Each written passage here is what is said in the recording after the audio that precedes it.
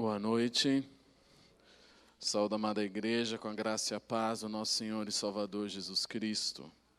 Nós reunimos essa noite para meditar sobre a palavra de Deus, a buscarmos da parte de Deus aquilo que Ele mesmo tem para cada um de nós. Quanto à leitura da palavra, nós nos tornamos para Tiago, no capítulo 5, no versículo 16, não precisa abrir agora. A leitura é a seguinte: portanto, confessem os seus pecados uns aos outros e orem uns pelos outros para serem curados. A oração de um justo é poderosa e eficaz. A partir disso, temos o desafio de Deus para nós essa noite. Vamos orar. Graças a Deus, Senhor, por Jesus Cristo. Graças a Deus, porque por Jesus Cristo temos o perdão dos pecados. Temos uma razão para estarmos aqui, temos o amor que supera todo medo, o amor que cobre multidão de pecados. Não existe amor maior que este, do que aquele que dá a sua vida pelos seus amigos.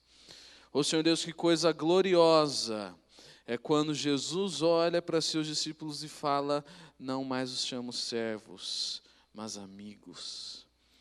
Deus, que o Senhor faça cada um de nós esta noite amigos de Deus, pessoas que conhecem a Tua palavra, conhecem a Tua vontade, conhecem o Senhor Deus, que o Teu Espírito Santo esteja no nosso meio e dentro de cada um, que tendo Jesus Cristo como Senhor se faz apto, se faz justificado e irrepreensível para receber, Deus, toda a iluminação e toda a palavra que o Senhor tem para cada um de nós essa noite, em nome de Jesus. Amém. Nós estamos numa série de pregações baseada no material de estudo bíblico, baseado no filme Quarto de Guerra. E essa noite nós vamos trabalhar a questão da prestação de contas. O título da nossa pregação é Uma Verdadeira Prestação de Contas. No que consiste a prestação de contas? Consiste, no nosso caso, não é dinheiro, no nosso caso não é questão de gastos, no nosso caso é a questão do pecado. Quando um cristão, num contexto de igreja, está falando em prestação de contas, a coisa mais importante é a confissão dos pecados. Confessar os pecados é uma atividade cristã, por assim dizer. Entende? Quando você olha, esses dias teve um campeonato muito grande. Vou usar um exemplo meio besta. Os meus exemplos são bestas, vocês sabem, né? Quem está aqui faz um tempo, né?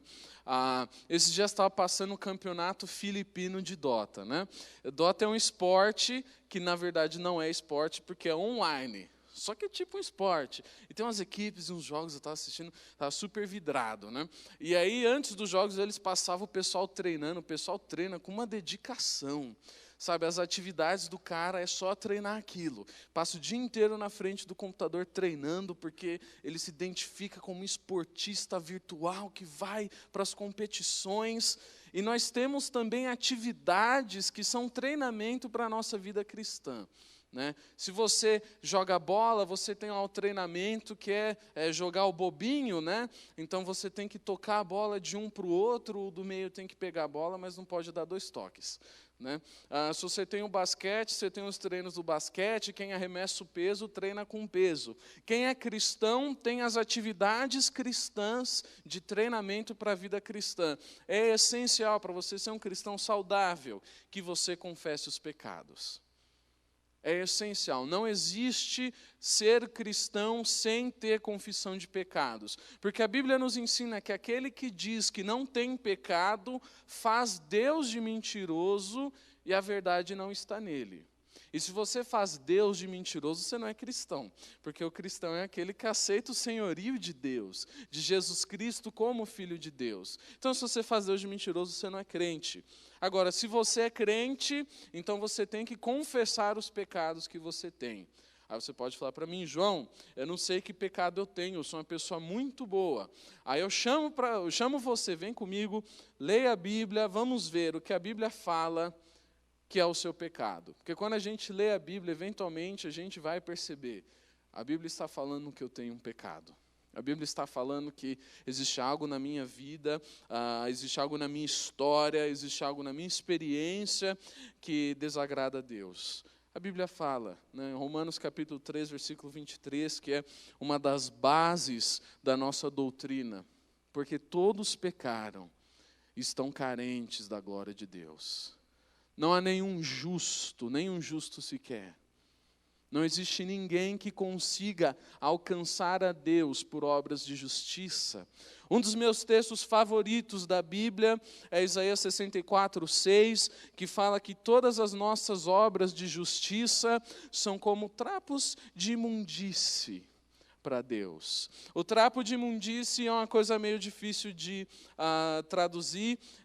Se eu fosse traduzir uma Bíblia, o que eu não sei se eu teria capacidade para fazer, mas esse texto, eu gostaria de mexer com ele. Eu colocaria: todas as nossas obras de justiça são para Deus como um absorvente usado. Né?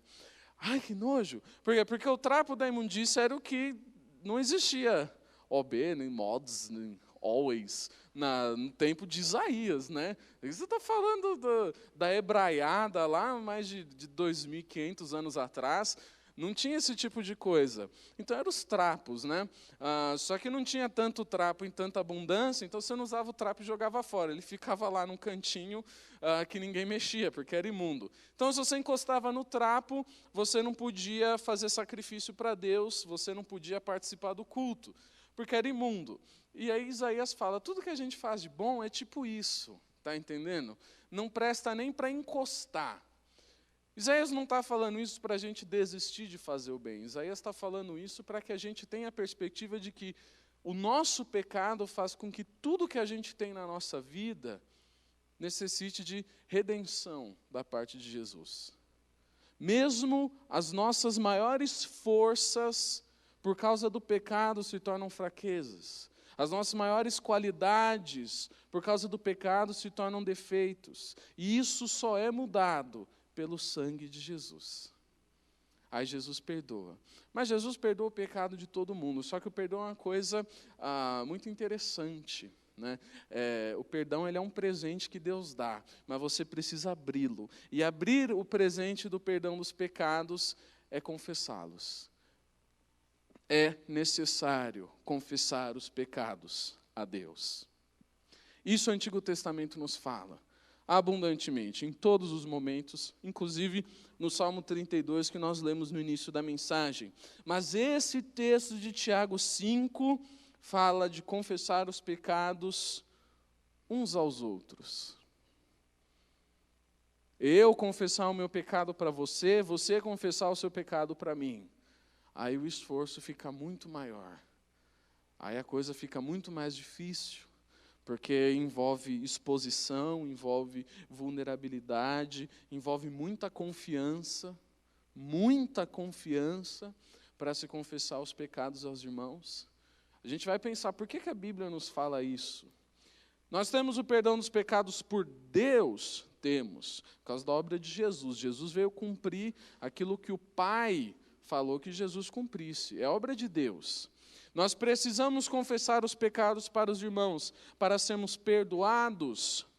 Não precisamos. A confissão dos pecados para o perdão dos pecados é para Deus. Mas Tiago capítulo 5:16 não está falando de perdão dos pecados. Ele fala o seguinte: portanto, confessem os seus pecados uns aos outros e orem uns pelos outros para serem curados. A oração de um justo é poderosa e eficaz. Aí você volta lá para Romanos está falando, não há nenhum justo.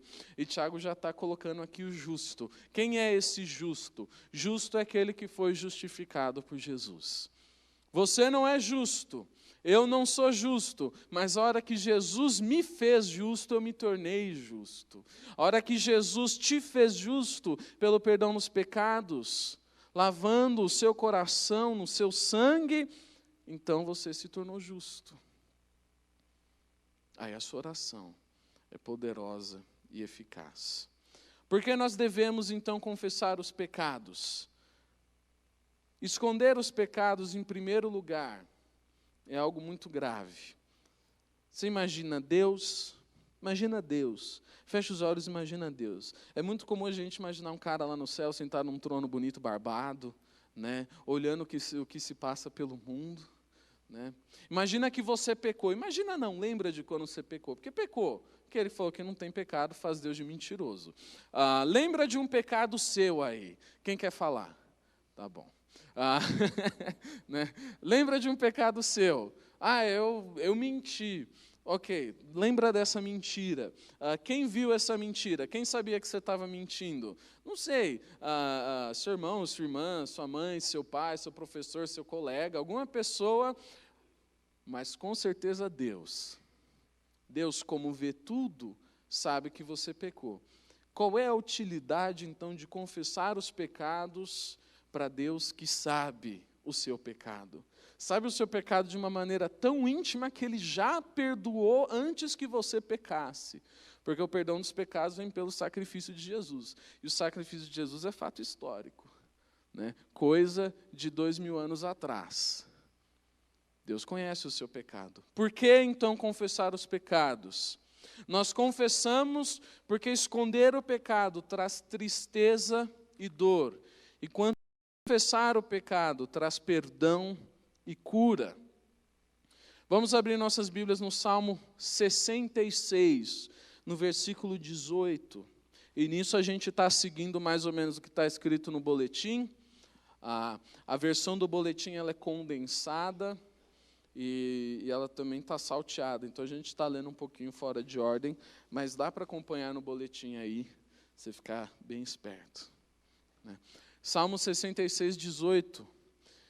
Está escrito o seguinte: se eu acalentasse o pecado no meu coração, o Senhor não me ouviria.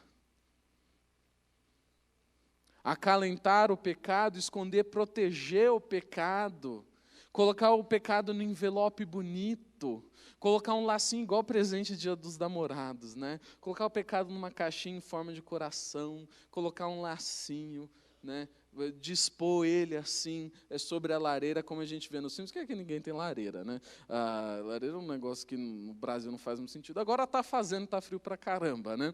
Mas num lugar bonito assim, tipo você entra lá na sua sala e tem a televisão, geralmente é o centro da sala de estar. Você tira a televisão e coloca lá o pecado com uma caixa bonita, e fica olhando aquele pecado, né? Aquela caixa bonita, alguém entra na sua casa, vê aquela caixa bonita no centro da sua sala, né?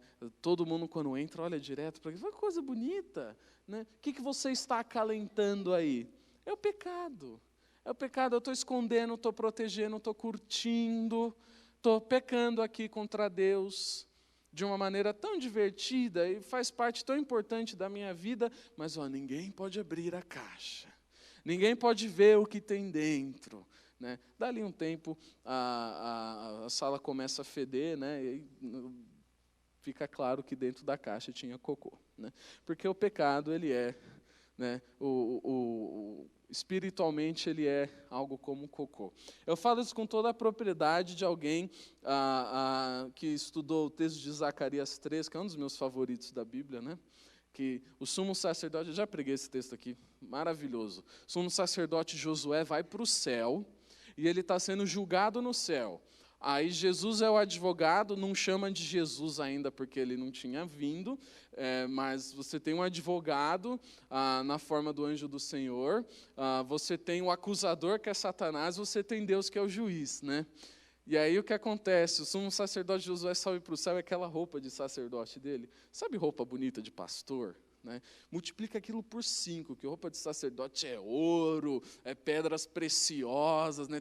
Tem um colete assim com 12 pedras preciosas simbolizando as 12 tribos. Era um negócio psicodélico, tá entendendo? E aí o que acontece? O texto fala que as roupas dos sacerdotes estavam imundas. Aí eu li um texto acadêmico que fala que a palavra hebraica utilizada sugere que elas estavam sujas de cocô. Né? O sumo sacerdote foi para o céu, a pessoa mais próxima de Deus, de toda a terra, o sumo sacerdote. Foi para o céu e aconteceu que as roupas dele estavam sujas de cocô. Sabe que ele trocou o filho neném dele antes de ir para o céu? E ele falou, não, eu vou atrasado. E a esposa dele falou, Josué, você está sujo? Ele falou, não, eu preciso subir para o céu, os anjos estão me puxando. E ele chegou lá sujo. E aí o acusador fala, esse cara está sujo. Aí o advogado fala, não, a gente vai trocar a roupa dele. Aí troca, ele fica limpinho. Né? O pecado diante de Deus, ele funciona dessa maneira, ele funciona como cocô. Tirando isso do nosso caminho, vamos seguir com a palavra. Né? Quando a gente acalenta o pecado no nosso coração, é como a gente pegar uma coisa imunda, pode ser esse exemplo, pode ser qualquer outro, e tratar aquilo como se fosse bom. Está entendendo? Você pegar, você está andando na rua, você achar um bicho morto, né? E você começar a acalentar aquele bicho morto, você pegar ele para você, levar para a sua casa, fazer carinho, está fedendo, está com mosca, né? E você está acalentando aquilo. João, por que você está usando essas imagens tão horrorosas? Usa uma imagem com lírios e camomila. Não, mas não dá, porque o pecado ele é ruim. O pecado ele é feio, o pecado ele é sujo. E quando a gente acalenta o pecado no nosso coração, a gente tem que ter perspectiva de que a gente está fazendo uma coisa muito estúpida. Uma coisa que ninguém em sã consciência faria se ela pudesse sentir o cheiro do pecado espiritualmente, se ela conseguisse ver a morte que o pecado traz, nunca faria aquilo. Jamais. No entanto, muitas vezes faz. Por falta de sabedoria, porque não entende que acalentar aquele pecado é se afastar cada vez mais de Deus. A confissão, no entanto, é quando você pega aquilo e você admite, ok, isso aqui é ruim, eu percebo o erro dos meus caminhos, estou acalentando algo morto, algo que traz morte para a minha vida, algo que me adoece espiritualmente, algo que me separa de Deus, não mais farei isso. A confissão é o oposto do acalentar o pecado. Também o texto do Salmo 32, a partir do versículo 1, diz o seguinte, como é feliz aquele que tem suas transgressões perdoadas e seus pecados apagados. Como é feliz aquele a quem o Senhor não atribui culpa e em quem não há hipocrisia. Enquanto eu mantinha escondidos os meus pecados, o meu corpo definhava de tanto gemer. O pecado escondido adoece a pessoa. Adoece. Por isso devemos confessá-los. Entendemos isso? Confessar os pecados é importante, é bom. Importa que confessemos os pecados. A Deus para o perdão, ao irmão para a cura. Vamos então seguir para os 3 princípios bíblicos sobre confissão de pecados que nós separamos para essa noite. Em primeiro lugar, para ter amigos confiáveis, é preciso ser confiável. Eu estou falando para vocês. Estou falando não é porque eu quero, até porque é uma coisa muito difícil para mim. Confessar pecado por irmão... tem coisas que são muito mais fáceis na igreja. Eu prefiro pregar. Pregar, para mim, é uma delícia. Confessar pecado é horrível, dói, é feio. Você está falando da parte da sua vida que está suja, que está fedida, que está ruim. Eu não gosto disso, mas a Bíblia, né, está escrito na Bíblia, eu tenho que falar. Eu tenho que viver isso também. Para viver isso, eu tenho que ter em perspectiva o princípio bíblico de que para ter amigos confiáveis é preciso ser confiável. Nisso a gente segue aí a leitura do boletim, no texto de Provérbios, no capítulo 27, no versículo 6, na versão, a mensagem que diz, as feridas causadas por alguém que ama fazem bem, mas os beijos do inimigo são mortais. As feridas causadas por alguém que ama fazem bem, mas os beijos do inimigo são mortais. Para ter amigos confiáveis, é preciso ser confiável. O exemplo bíblico que nós temos disso é do rei Salomão. Isso está no primeiro livro dos reis, no capítulo 10, nos versículos 1 e 2. Eu tenho que admitir para os irmãos algo que não é pecado, mas eu tenho que admitir para os irmãos, confessar. Esse texto, quando estava preparando a pregação, ele veio à minha cabeça, porque eu vi num filme que citou esse texto, né? Era um texto que eu não lembrava da Bíblia, assim, que a Bíblia dizia essas coisas. Falando de enigmas, de umas coisas divertidas, né? E eu não tinha perspectiva disso, mas foi algo tão especial, um filme tão ruim, mas teve isso, né? Deus, ele dá um jeito de, sabe, eu gastei 2h30, mas Deus dá uma inspiração assim na hora, maravilhosa, né? 1 Reis 10, 1 e 2. Tendo a rainha de Sabá ouvido da fama de Salomão, no que concerne ao nome do Senhor, veio prová-lo por enigmas. E chegou a Jerusalém com uma grande comitiva, com camelos carregados de especiarias e muitíssimo ouro e pedras preciosas. E tendo se apresentado a Salomão, conversou com ele acerca de tudo o que tinha no seu coração. Aí está pulando umas letrinhas, né? Tudo o que tinha no seu coração. Quando a gente lê esse texto, a gente percebe que o conselheiro da rainha tinha que ser um rei. A rainha de Sabá, ela tem noção de quem ela é. Ela é rainha, ela não é qualquer uma. Ela é riquíssima, porque se ela está dando muito ouro para Salomão, esse ouro é dela para ela dar, né? Uma pessoa extremamente rica, uma pessoa extremamente poderosa. O conselheiro para a rainha tinha que ser um rei. O que isso quer dizer? O conselheiro das nossas almas, em primeiro lugar, é o Espírito Santo de Deus. E aquelas pessoas que nos acompanham, que vão ouvir a confissão dos nossos pecados, têm que ser pessoas que têm o Espírito Santo de Deus. Tem que estar no mesmo nível. Para ter amigos confiáveis, é preciso ser confiável. Isso fala, em primeiro lugar, da nossa responsabilidade, mas também, em segundo lugar, fala, olha, você quer confessar os seus pecados, tem que ser uma pessoa cristã, uma pessoa madura, uma pessoa experimentada na vida com Deus. Você não confessa seus pecados para qualquer um, cara. Tem que ser uma pessoa que pode te ouvir e orar pela sua vida, uma pessoa que tem a capacidade de te aconselhar. A confissão dos pecados uns aos outros é uma coisa que pertence ao ambiente da igreja. A rainha de Sabá não vai procurar conselho do cara que não sabe o que é ser rei. Não é que o servo dela sabe menos, é que ela precisa de conselho sobre ser rainha. E o cara tem que ser rei para dar conselho para ela. Você quer conselho sobre sua vida com Deus? Você tem que buscar de uma pessoa que tem vida com Deus. Você não confessa seus pecados para qualquer um, você não confessa seus pecados com um cobrador de ônibus, quando você senta naquela cadeirinha que é colada nele, sabe? Fico tão constrangido de sentar ali, porque eu não tenho habilidade de conversar com gente que eu não conheço, né? Eu sinto que eu estou ocupando um espaço da pessoa gentil com o cobrador, então eu evito aquele lugar, a não ser que não tenha outro confortável, né?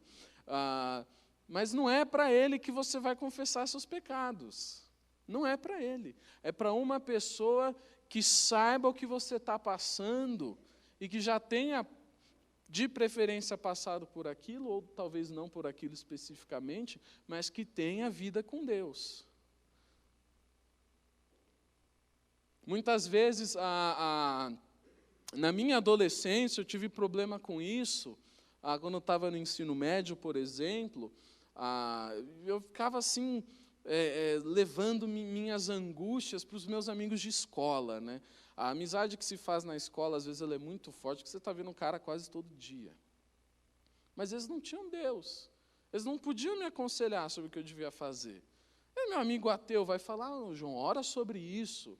A palavra de Deus ensina que você deve entregar o seu caminho ao Senhor. Ele nunca vai me dar um conselho bom. Então, para que eu vou buscar nele? Burro eu, de não buscar nos meus pais. Mas sabe como é a adolescência, né?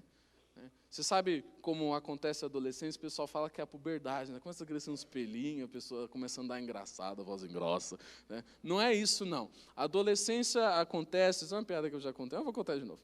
A adolescência acontece quando você acorda de manhã um dia e descobre que você sabe de tudo. né? Você fala, nossa, meus pais não sabem de nada. Eu sei de tudo da vida, eu sei de tudo das coisas, eu sou o bam, bam, bam, né? Quando a pessoa passa por isso, aí você sabe que é adolescente, né? Está naquela fase difícil, aquela fase abençoada, né? Se você é adolescente e está me ouvindo, né? Confesse seus pecados, busque os seus conselhos com uma pessoa que pode te ajudar espiritualmente, uma pessoa com maturidade espiritual, ok? Se você é a rainha de Sabá, você tem que buscar conselho com o rei Salomão. Se você é filho do rei dos reis, você não vai buscar conselho com qualquer um, não. Você não vai confessar seus pecados com qualquer um. Você vai confessar os seus pecados para alguém que tem vida com Deus. Alguém que verdadeiramente pode te ajudar. Uma pessoa realmente confiável. Agora, você não vai ter amigos confiáveis se você não for confiável, né? Porque a pessoa que ela é confiável, ela sabe com quem se relaciona, vai ter muita dificuldade de lidar com você se você for fofoqueiro, né? Se você espalhar, né? A pessoa confessa o pecado para você, você espalha, não, que é isso. Aí vai ser difícil para você. Então faça a sua parte e busque ajuda onde ajuda pode ser encontrada, né? Parte de pertencer a uma igreja cristã é ter amigos que irão percorrer as dificuldades com você e também vão chamá-lo para prestar conta sobre o seu compromisso com Cristo. Nós nunca ficamos tão vulneráveis como quando nós estamos sozinhos. O cristão ele é mais vulnerável quando ele está sozinho. A gente é mais vulnerável às propagandas de Dia dos Namorados quando a gente não tem namorado, né? A gente fica, eu queria para mim um xodó, né? Passei por essa fase, graças a Deus ele já me deu, né? A minha rainha de Sabá, né? Já tem a minha para mim, é só minha, viu? E de Jesus, né? Então deu para mim. Eu já não estou mais tão vulnerável a essa pataquada toda. Por quê? Porque eu não estou mais sozinho nesse sentido. E isso se aplica também para alguns aspectos da vida espiritual. Quando você luta com o pecado e você sente que você está sozinho lutando contra o diabo, quem é que vai ganhar contra o diabo, né? Você nunca pode se sentir que você está sozinho. Se você está sentindo que você está sozinho, busca alguém, busca aí um cara que você acha que vai ser esse rei Salomão para você. Essa pessoa com a qual você pode falar tudo que está no seu coração. Uma pessoa confiável, uma pessoa experimentada na fé, uma pessoa que tem a sabedoria do Espírito. E diante disso, nós aprendemos o segundo princípio, que é o seguinte: nós precisamos de nossa congregação para nos lembrar de permanecermos fortes. Nós precisamos da igreja, precisamos dos irmãos em Cristo. Não é só brother, é brother em Cristo. Pessoa que tem a Jesus, que tem o Espírito Santo. O primeiro texto que fala disso é o texto que nós lemos no início, Tiago 5,16. Portanto, confessem os seus pecados uns aos outros e orem uns pelos outros para serem curados. Outro texto que fala disso é aquele que está na carta aos Hebreus, no capítulo 10, a partir do versículo 22. Então, vamos abrir aí, em Hebreus 10. E lemos a partir do versículo 22.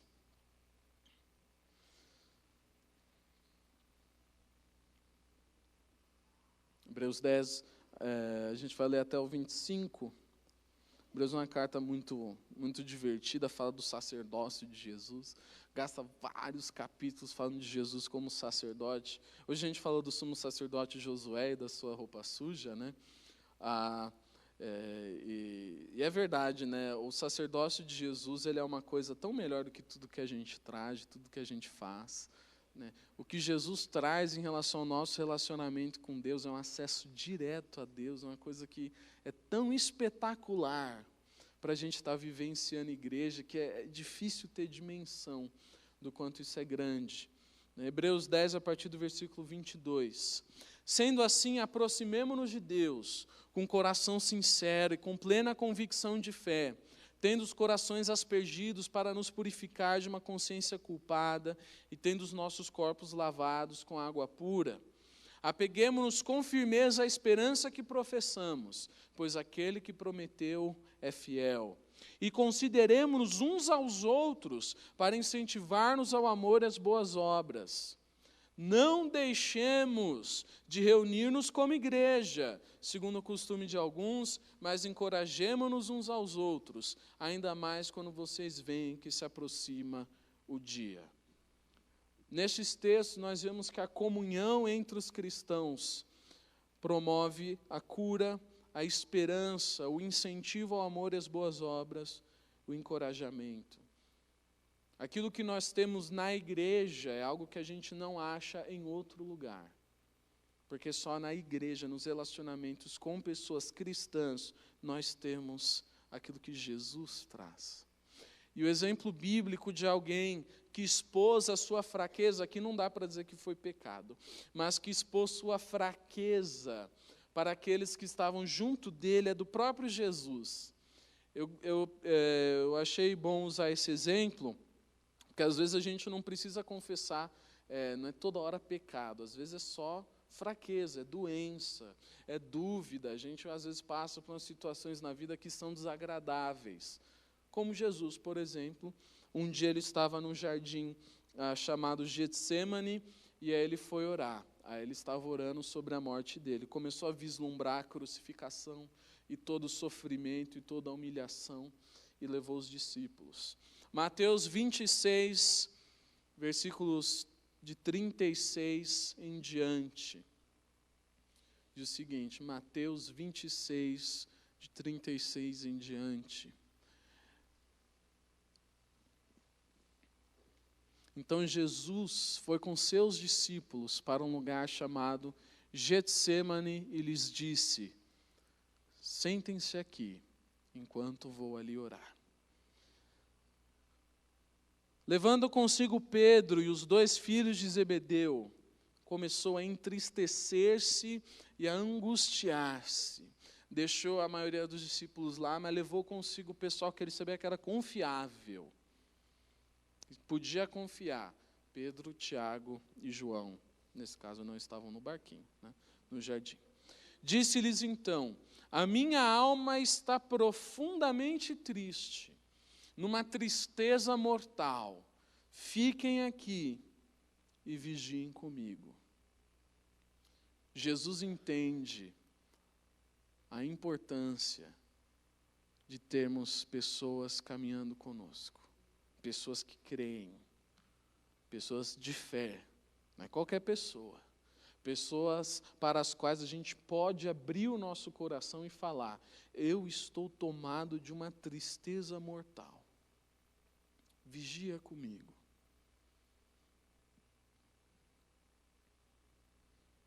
Isso é algo que a igreja nos traz. Ah, João, mas não tem trazido. Então deve trazer. Vamos orar para que traga. Aquilo que não está de acordo com a vontade de Deus, a gente muda. Aquilo que não está de acordo com a Bíblia, a gente muda, porque tem que estar. A Bíblia nos ensina de que precisamos de nossa congregação para nos lembrar de permanecermos fortes. E por fim, diante da confissão dos pecados, essa confissão mútua, o terceiro princípio é que precisamos de maturidade para exortar e sermos exortados quanto ao nosso pecado. A gente segue a leitura do boletim de Efésios, capítulo 4, versículo 15, na linguagem de hoje. Está escrito: falando a verdade com espírito de amor, cresçamos à altura espiritual de Cristo, que é a cabeça. Nós devemos falar a verdade com espírito de amor. O boletim tem um desafio para nós, aqui no quarto parágrafo de baixo para cima, o segundo, que não é um versículo. Relembre algum momento em sua vida, quando você já estava errado, e alguém se aproximou de você para te confrontar. Como você reagiu? Vou dar um exemplo meu. Vai ser um exemplo besta, João? Vai. Eu fui assistir um filme com os amigos de escola do ensino médio, eu já estava na faculdade faz alguns anos, eu não via aquela galera fazia muito tempo, uns 2, 3 anos. Um dos meus colegas foi para a Holanda pelo Ciências Sem Fronteiras, e aí, ficou lá um tempão, né? E aí acho que fazia uns 2 anos que a gente não se via, né? E aí eu fui ver ele para a gente ver um filme, era Vingadores, talvez, sei lá, faz um tempão. Aí ele olhou para mim e falou assim, nossa, João, você engordou, né? Eu fiquei triste, né? Quer dizer, quase 2 anos sem ver o cara, né? Você podia me trazer alguma coisa da Holanda, né?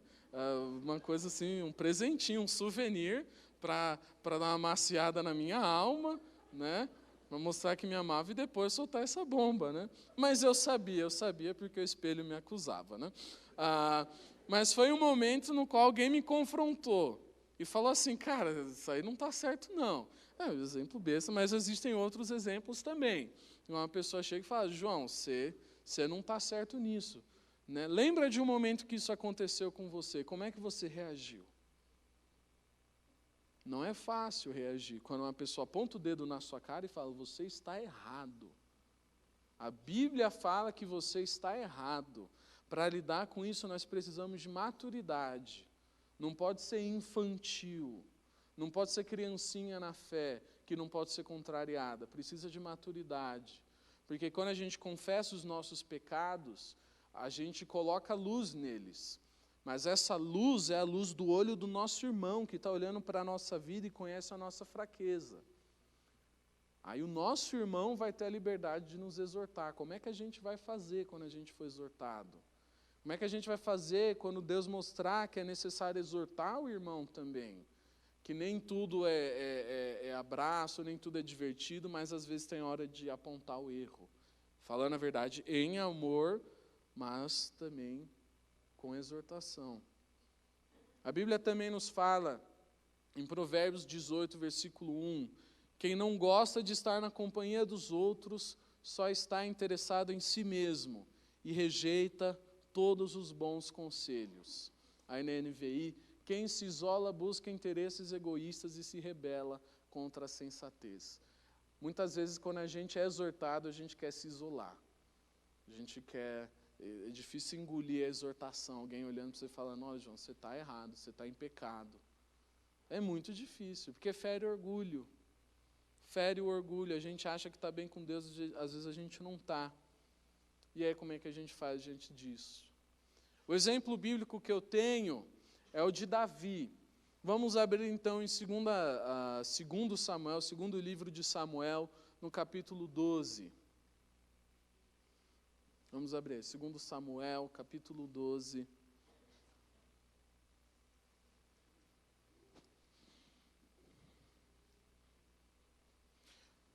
O que esse texto fala é, depois que Davi fez coisa errada, a coisa errada que Davi fez foi, o pessoal foi para a guerra, ele não quis ir para a guerra, foi preguiçoso.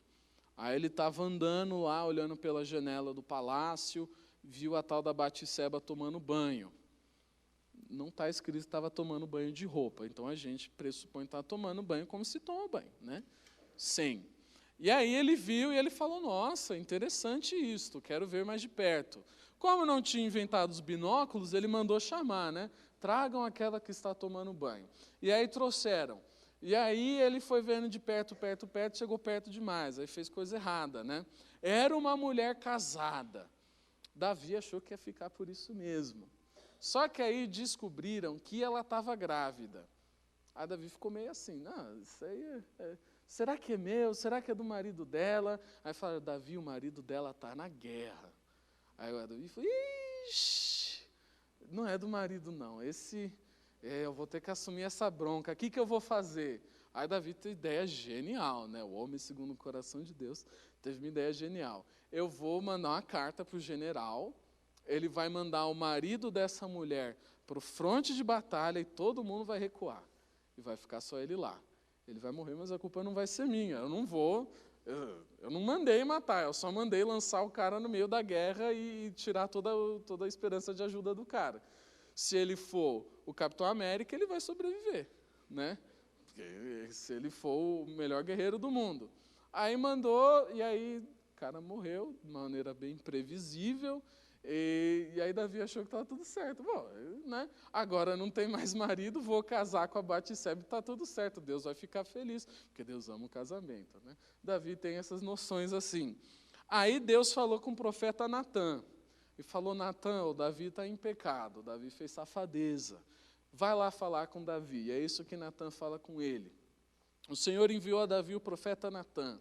Ao chegar, ele disse a Davi, com muita sabedoria esse profeta, 2 homens viviam numa cidade. Um era rico e outro pobre. Quem aqui é o homem pobre? Eu.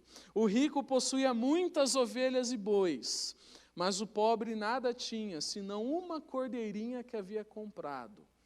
Ele a criou e ela cresceu com ele e com seus filhos. Ela comia junto dele, bebia do seu copo e até dormia em seus braços. Era como uma filha para ele, essa ovelha de estimação.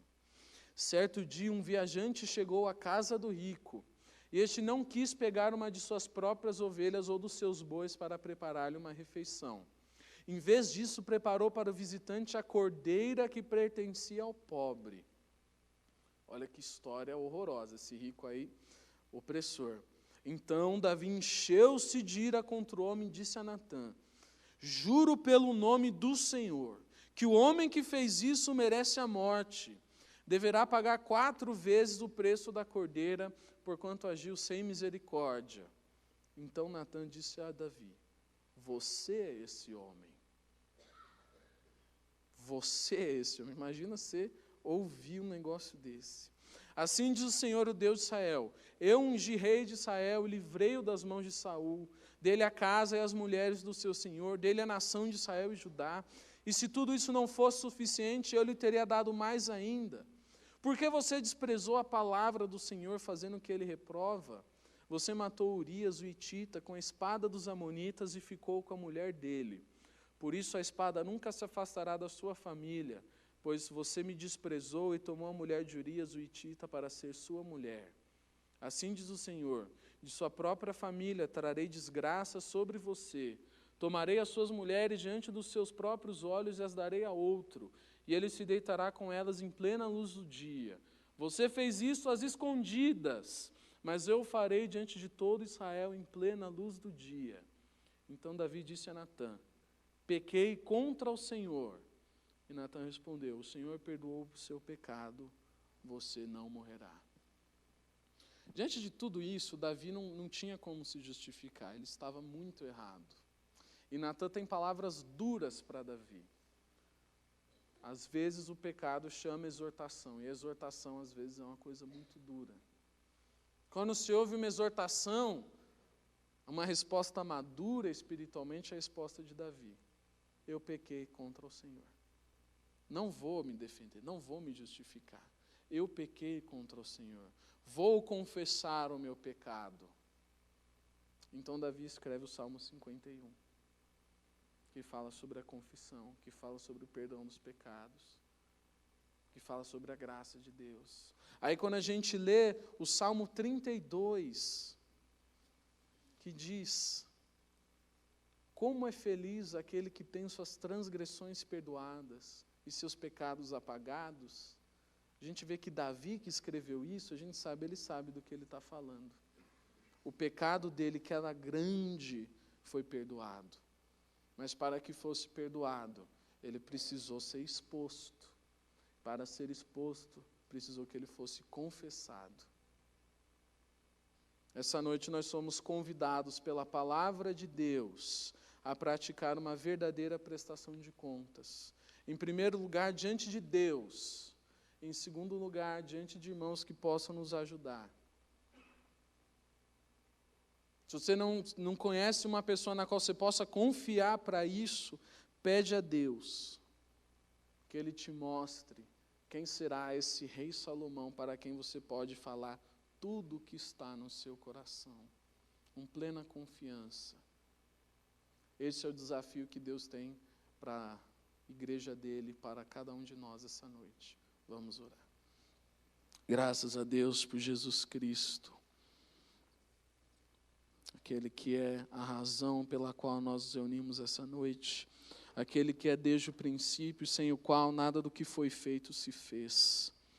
Tudo o que existe, existe por meio de Jesus. Também as leis espirituais existem por meio de Jesus. E uma lei espiritual tão importante para a nossa vida é a confissão dos pecados. Não existe perdão dos pecados sem confissão. Não existe perdão dos pecados sem derramamento de sangue. O sangue já foi derramado na cruz do Calvário. Foi Jesus quem derramou o seu sangue. Por isso te agradecemos, Senhor. Agora pedimos do Senhor que nós possamos, assim como o apóstolo Paulo fala, completar os sofrimentos de Cristo.